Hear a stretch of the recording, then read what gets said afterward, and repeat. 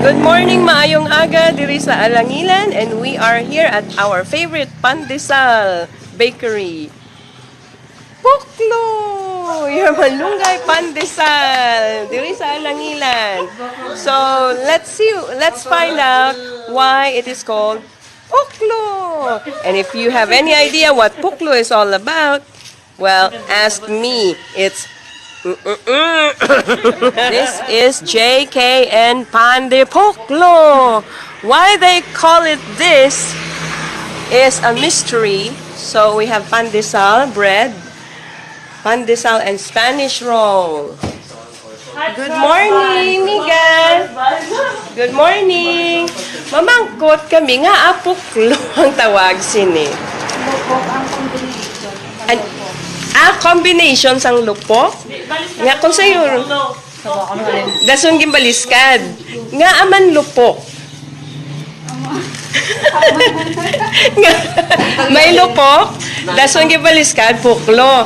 Dason gin-change ang spelling para daw style. Do ka Vietnamese ang spelling, pero ilonggo na siya.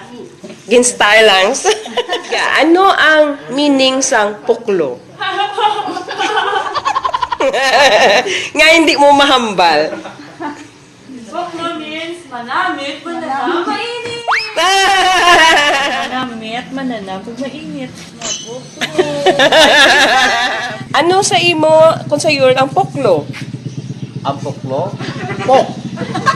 Lok! Puklo! Wara, ano sa imo ang puklo? Nga ka kanlaw. No comment. No comment. Sherwin. Manamit. Manamit, mananam, ang pok. Ang pok. Kay galupok. Gaong. Log. Mahumok. When? Nga hindi nyo mahambal ang puklo nga meaning. Ay, may unod. Puklo. Hindi mahambal ang puklo.